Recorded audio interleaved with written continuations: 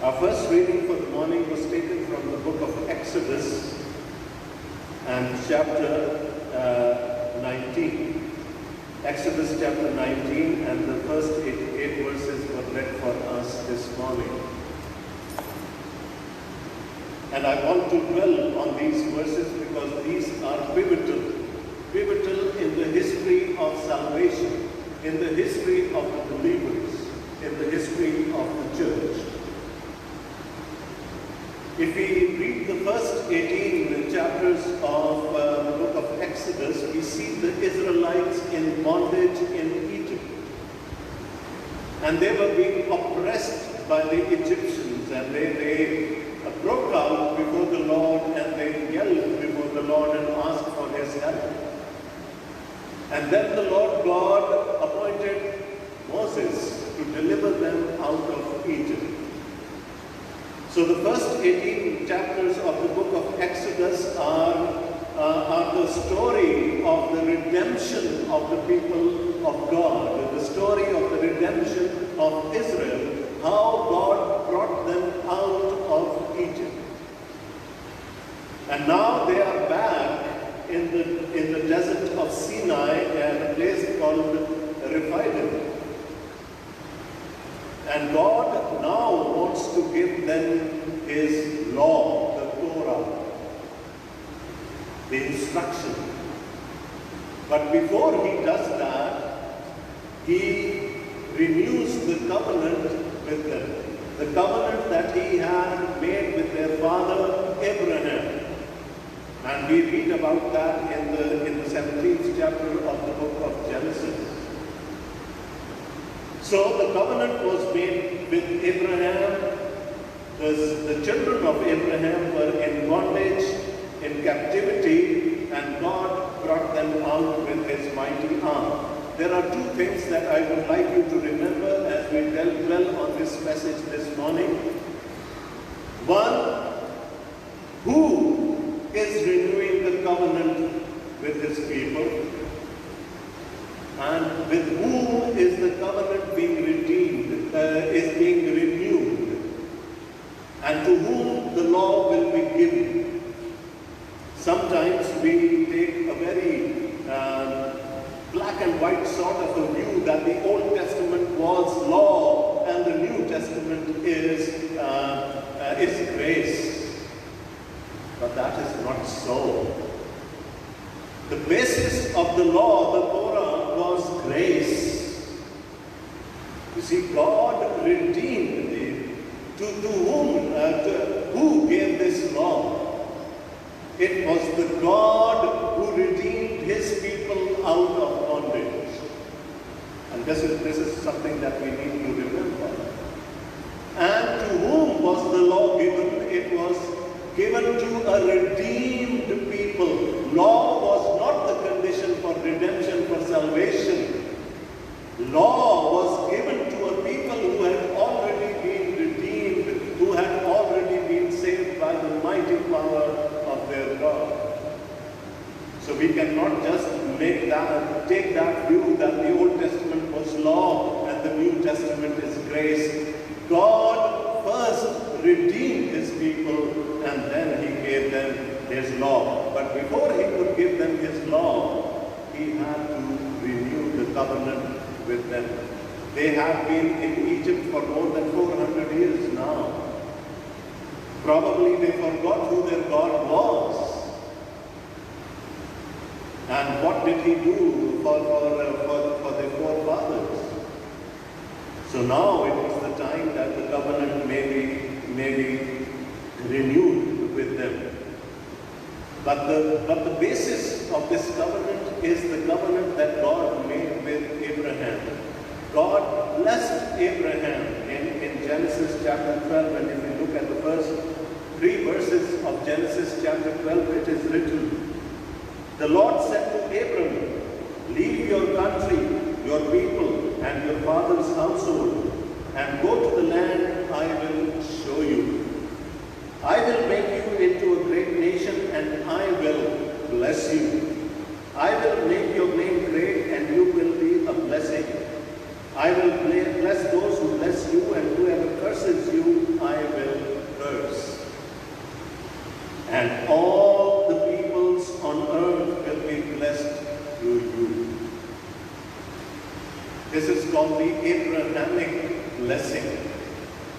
God said, if you leave your country, the place where you live, and go to the place I show you, there are three things that I will do for you.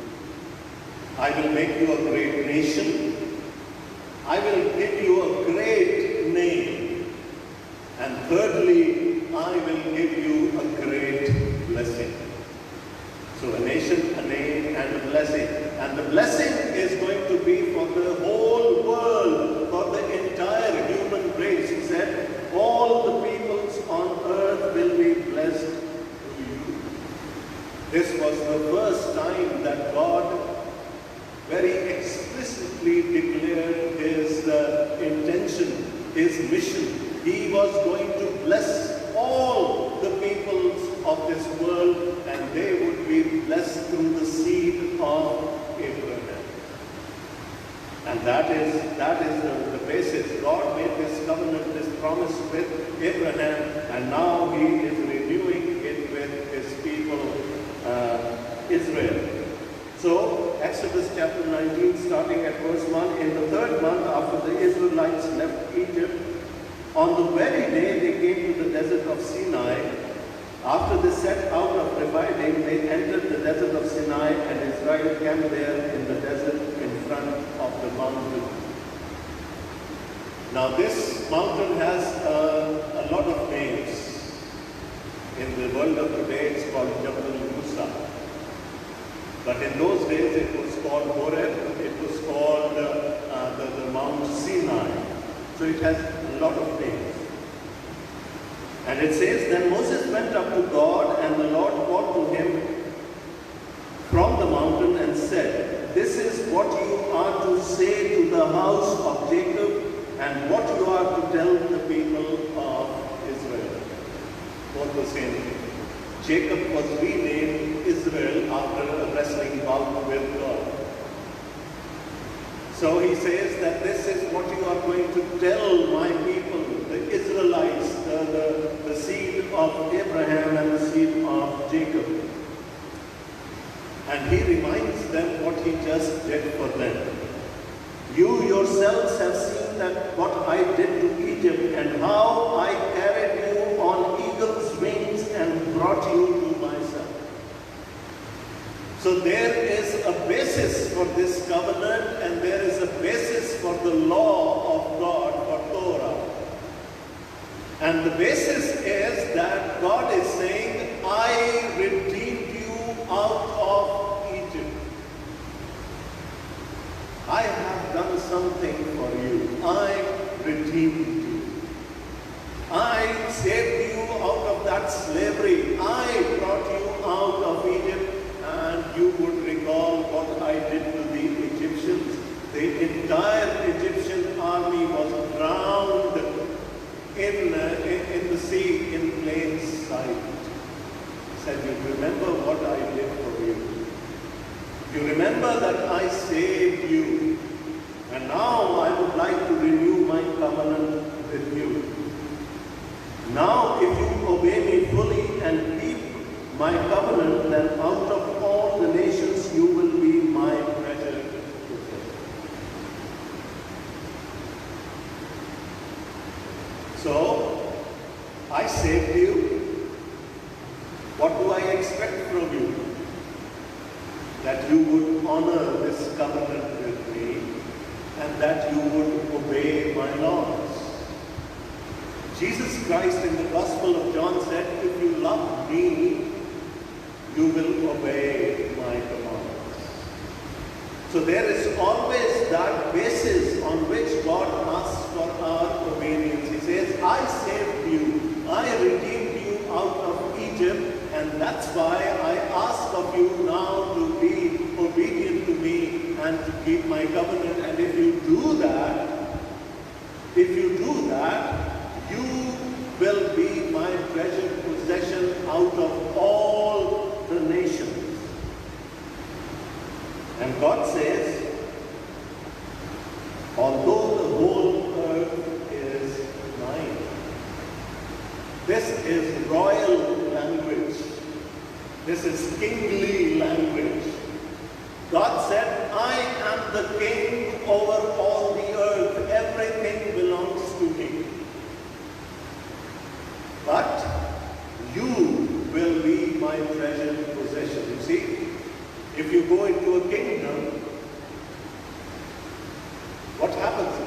everything belongs to the king. Right? In a kingdom, everything belongs to the king. But there are a few people who have access to him, who can come right into his court and who can see him face to face and who can talk with him. So God is saying, all the nations are mine, the whole world is mine, but I have chosen to you to be my courtiers, my special people, my treasured possession. You will have access to me. You see, everyone cannot walk into the court of a king. There are security protocols. Everyone is not welcome there. Only the people who have been chosen by the king can enter into the presence of the king. God said, all the nations are mine, but I will keep them at a distance.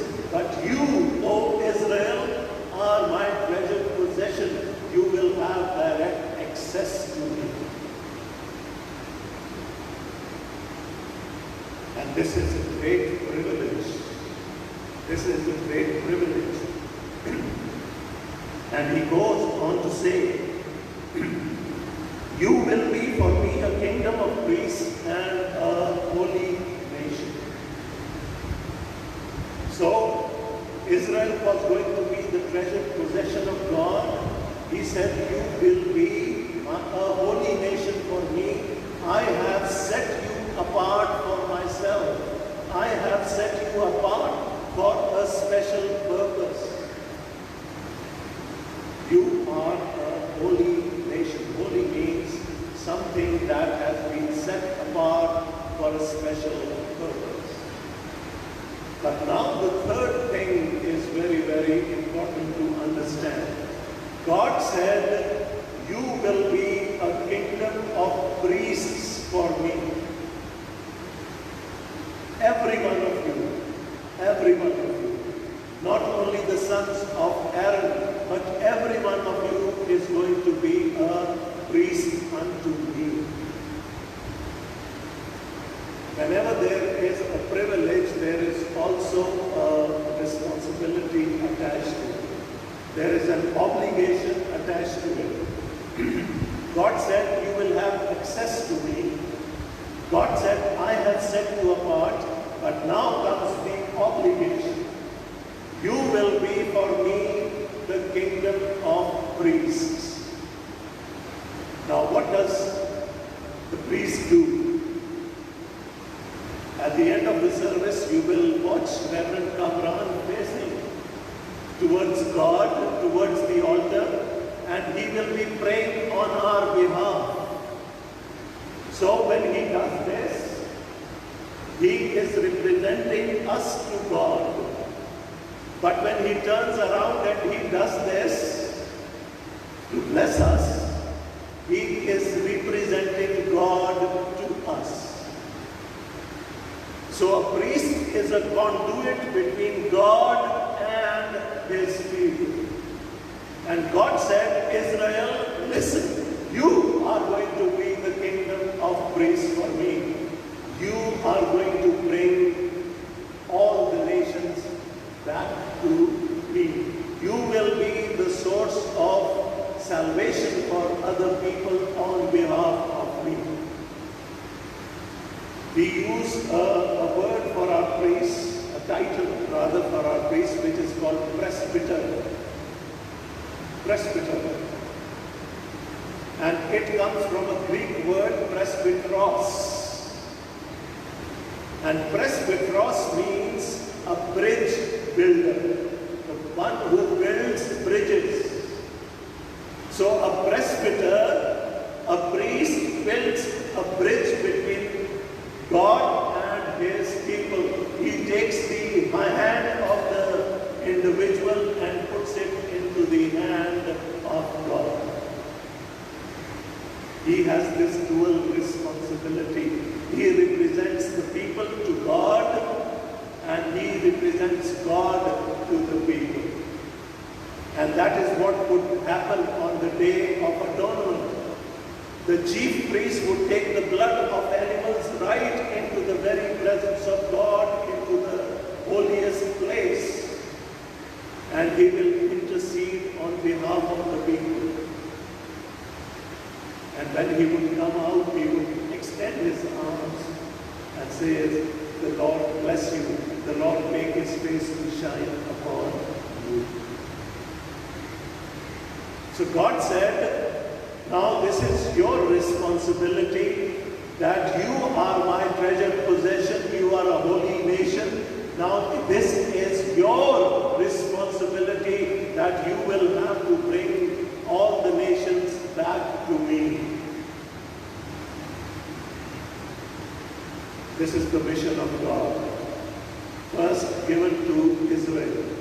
We look for mission of God in the New Testament. Friends, this is found in Genesis.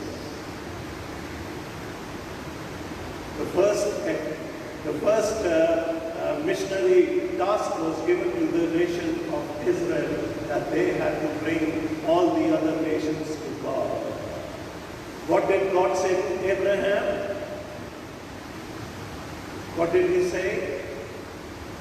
All the nations of the world, of the earth, will be blessed through you. And now to the children of Abraham, God is saying, you are my treasured possession, you are a holy nation, bring other people to me. This was a great privilege and a great obligation. But I think Israel, you will agree with me that Israel didn't do a very good job of it. They said, oh, no. These dogs, these uncircumcised people, they have no share in the kingdom of God. They cannot come into the kingdom of God. So God had to send his son into this world, so that his mission, which he declared to Abraham, should be fulfilled. And when Jesus was going back to his Father, he said to his disciples, go and make disciples of all nations, and baptize them in the name of the Father and of the Son and of the Holy Spirit. The mission does not change. It is still the Abrahamic blessing that God wants to flow out. He wants other nations to come to him. He chose Israel. They failed.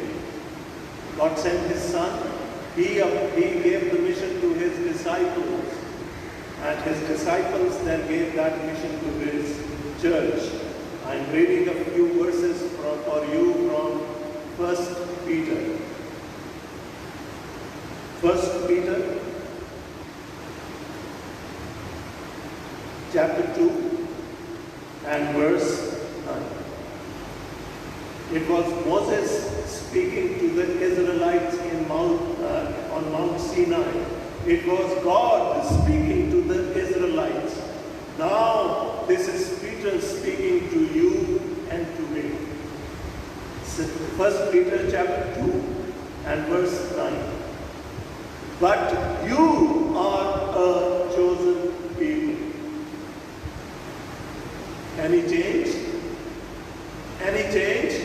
No. No. You are a chosen people. He's telling the church now. A royal priesthood. Anything different? And this talks about the consistency of the word of God. A royal priesthood, a holy nation. Anything different? No.